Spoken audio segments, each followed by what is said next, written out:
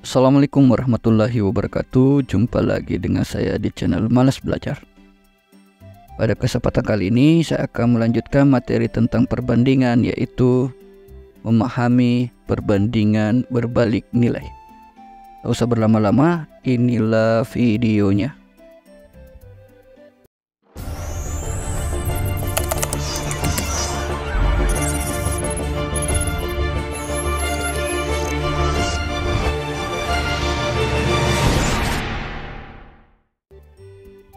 Memahami perbandingan berbalik nilai.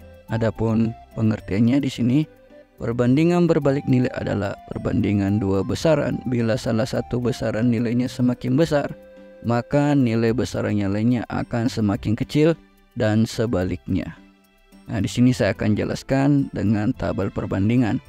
Misal di sini X1 dan X2, Y1 dan Y2. Apabila perbandingan X1, X2-nya itu naik, maka hasil dari Y1, Y2-nya itu akan turun, ya, perbandingannya. Kemudian sebaliknya, jika X1 dan X2 perbandingannya ini turun, maka perbandingan dari Y1 dan Y2 itu akan menjadi naik. Jadi bisa kita buatkan rumus untuk menentukan perbandingan berbalik nilai itu seperti ini. X1 per X2 itu sama dengan Y2 per Y1. Tinggal ditukar bentukannya ini.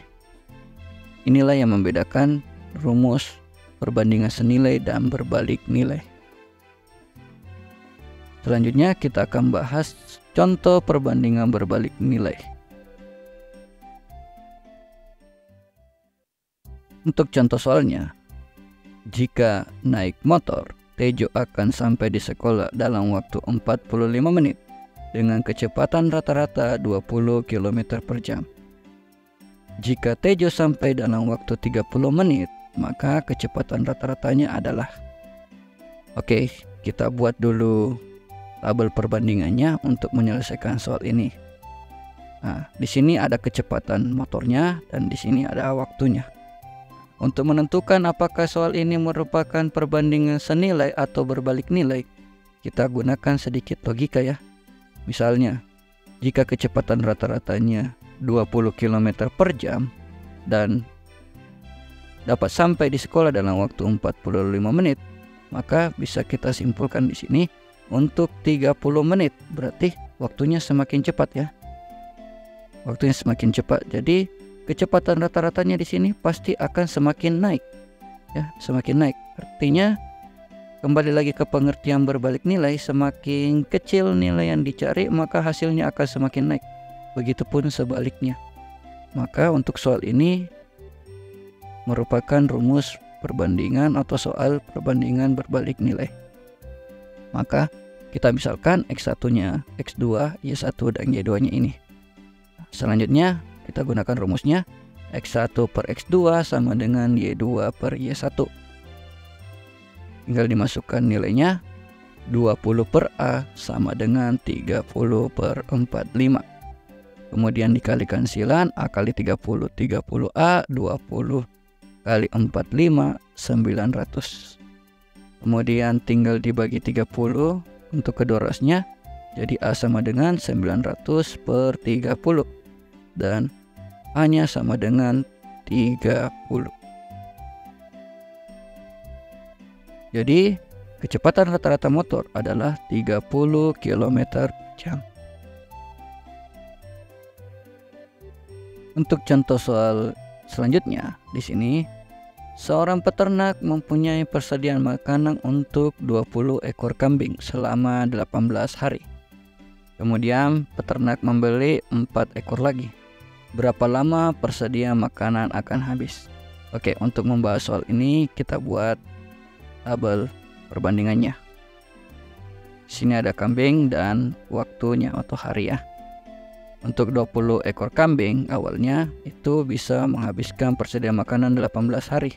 Kemudian peternak itu membeli 4 ekor, maka total kambingnya menjadi 24 ekor. Jadi kita misalkan di sini adalah A hari. Nah, bagaimana cara menentukannya? Apakah ini senilai atau berbalik nilai? kembali lagi kita pakai logika ya. Untuk 20 ekor kambing itu 18 hari.